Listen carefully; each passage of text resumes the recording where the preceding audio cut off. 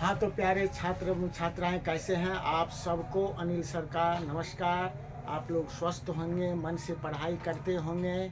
चलिए आज आप लोगों के लिए हम तद्धित प्रत्यय का पूर्णतः रिवीजन आसान से आसान ट्रिक शब्दों में आज हम लेकर के आए हैं। आसान भाषा में, आसान शब्दों में, आज आसान ट्रिक के साथ तद्धित प्रत्यय को आज हम बताने वाले हैं, जिससे कि आपका ये बोर्ड परीक्षा जो आप लोगों का 26 में जो 19 फरवरी को होने वाला है, उसमें संस्कृत से तद्धित प्रत्यय से एक भी प्रश्न आपका नहीं छूटेगा। आपका जो लक्ष्य है 450 प्लस का, उसमें आपका जो ये बहुत बड़ा मदद मिलेगा। आपको आसान होगा, आपका सपना साकार होगा। इसी आशा के साथ आइए हम लोग चलते हैं तद्धित प्रत्यय पर। तो तद्धित प्रत्यय क्या है बाबू? सबसे पहले तद्धित प्रत्यय के बारे में हम ये जान लेंगे, ये समझ लेंगे कि तद्धित प्रत्यय का प्रयोग हमेशा क्या होता है, संज्ञा और विशेषण शब्दों में होता है। संज्ञा से विशेषण बनाने के लिए होता है। संज्ञा शब्दों के अंत में तद्धित प्रत्यय का प्रयोग होता है।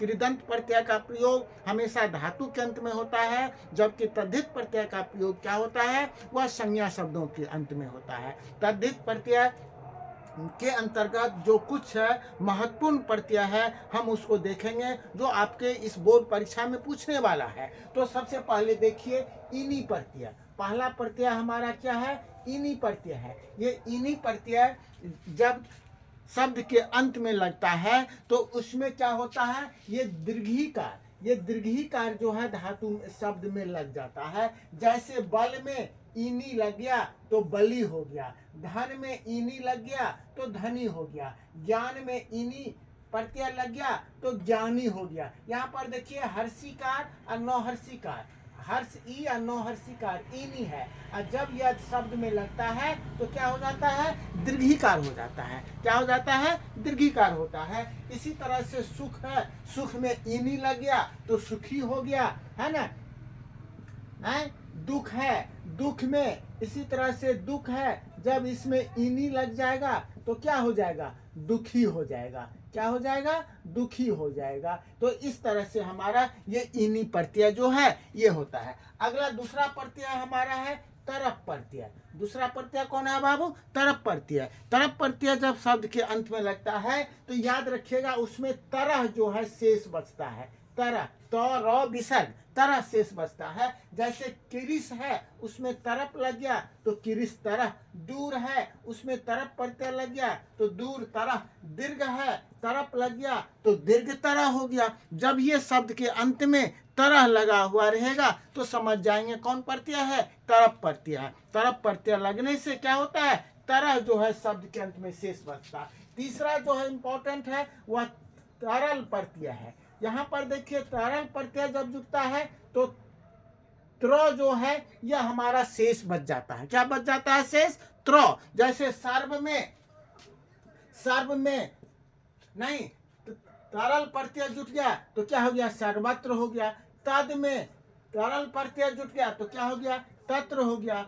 अन्य में तरल प्रत्यय जुट गया तो क्या हो गया, अन्यत्र हो गया। नहीं, इसी तरह से कुत है, कुत में बोलिए तो क्या होगा, कुत में जब तरल प्रत्यय जुट जाएगा तो क्या हो जाएगा, कुत्र हो जाएगा। इसी तरह से जो है ये तरल प्रत्यय है। अब अगला है जो ठक प्रत्यय। अगला क्या है बाबू? ठक प्रत्यय। ठक प्रत्यय जब शब्द के अंत में लगता है तो इका हो जाता है। क्या हो जाता है? इका। शब्द में इका, अंत में शब्द के अंत में इका आ जाता है। इका जब रहेगा तो समझ जाइए इसमें कौन प्रत्यय है, ठक प्रत्यय है। ठक तद्धित प्रत्यय है। जैसे धर्म में ठक प्रत्यय लग गया, धार्मिक।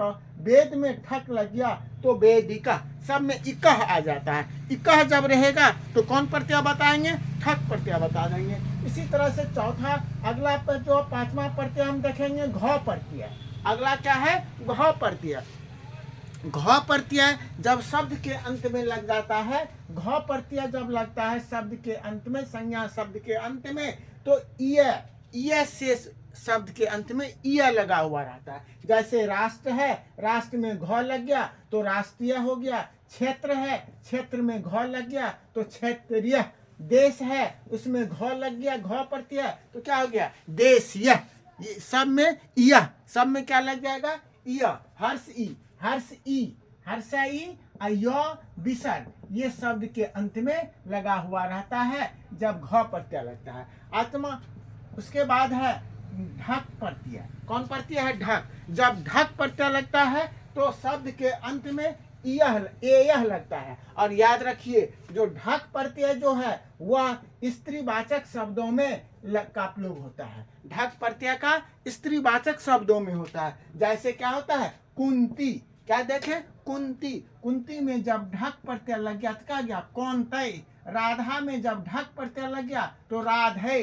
अग्नि में ढक प्रत्यय लग गया तो आग्नेय। ए है ना, एकार, ए आई आर्यो विसर्ग, ए, तो यही है ढक प्रत्यय।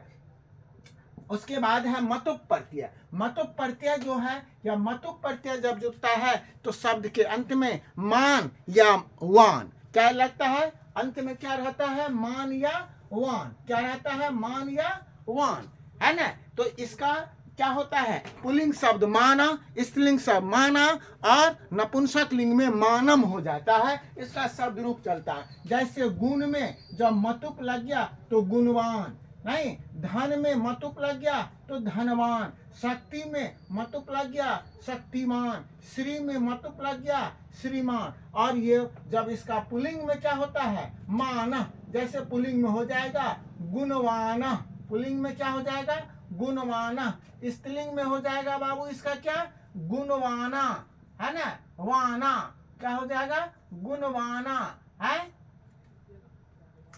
ठीक है। गुणवती क्या हो जाएगा, वानवती, वानवती हो जाएगा, वान गुणवान, गुणवती, है ना। स्त्रीलिंग में गुणवती है, इसका क्या हो जाएगा, धनवान का धनवती। इसी तरह से शक्तिमान का क्या हो जाएगा, शक्तिमती। श्रीमान का क्या हो जाएगा, श्रीमती। इस तरह से जो है ना, ये हो जाएगा आपका स्त्रीलिंग रूप। तो इस तरह से आज हम महत्वपूर्ण कि नहीं तद्धित प्रत्यय देख लिए हैं। निश्चित रूपेण आप समझ गए होंगे। आज आप इस तद्धित प्रत्यय को समझ लिए।